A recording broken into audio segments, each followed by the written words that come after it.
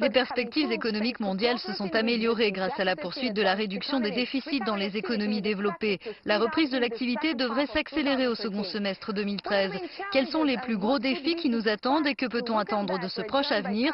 Pour répondre à ces questions, nous sommes avec Carlo Cottarelli, responsable du département des affaires budgétaires du FMI. Très peu de pays européens peuvent s'enorgueillir de leur situation budgétaire. L'objectif de 3% du déficit est hors de portée à court terme pour un certain nombre d'entre eux. Réduire la dette signifie aussi réduire la croissance. Comment un gouvernement peut-il résoudre cette contradiction? C'est un problème difficile. L'austérité budgétaire est un peu comme un médicament. Il faut le prendre, mais si vous en prenez trop, c'est mauvais. Donc il faut prendre la bonne quantité et c'est le défi auquel est un peu confrontée l'Europe. Prendre le médicament de l'austérité à la bonne dose. Ce à quoi on assiste en général, c'est que le rythme d'ajustement est le bon, mais l'Europe a besoin de prendre du recul avec des objectifs chiffrés spécifiques. L'objectif de 3% doit être atteint, mais ne doit pas forcément être atteint à une date donnée.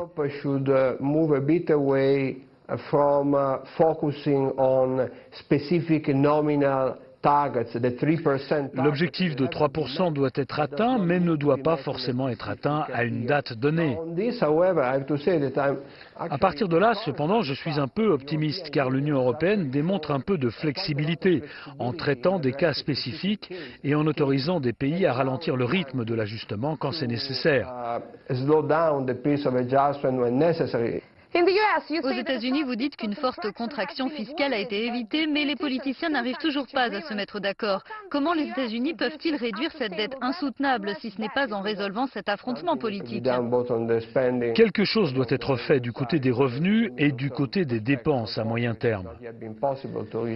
Malheureusement, il n'a pas été possible d'atteindre un consensus au Congrès sur un plan d'ajustement budgétaire de moyen terme. Bien qu'en l'absence d'un plan, des coupes importantes aient tout de même été effectuées. Le déficit a été largement réduit aux États-Unis depuis 2009.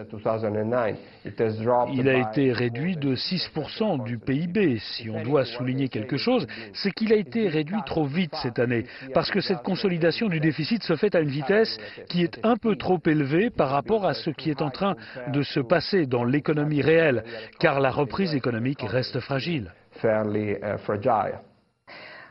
Vous basez votre optimisme sur le fait que les marchés émergents et les économies développées semblent repartir. L'économie mondiale avance à 3 vitesses et le rythme le plus rapide est celui observé sur les marchés émergents. Les économies émergentes ont été beaucoup moins frappées par la crise 2008-2009 que les économies développées.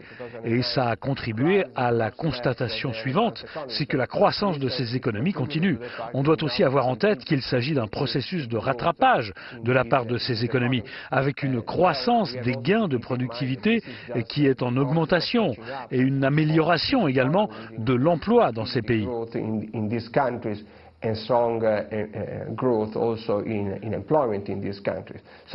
Donc nous pensons que ce processus va continuer et que les économies émergentes vont continuer à croître à un rythme assez rapide à moyen terme.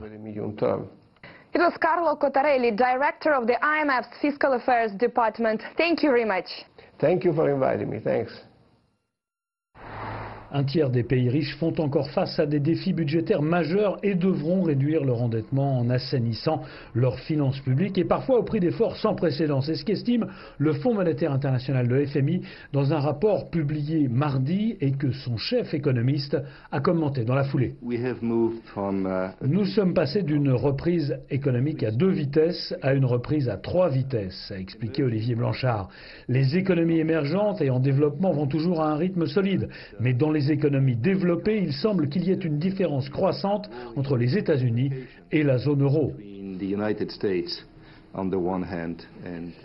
Dans ces nouvelles prévisions de croissance, le FMI ne prévoit plus que 3,3% de croissance mondiale contre 3,5% en janvier. En zone euro, le FMI prévoit 0,3% de contraction contre 0,2% précédemment pour l'année 2013. Pour la France, le FMI est passé d'une prévision en janvier de plus 0,3% à une contraction de moins 0,1%, toujours pour cette année. Selon le FMI, à l'heure où l'austérité est vivement contestée en Europe, il n'existe pas de solution alternative au plan d'assainissement des finances publiques.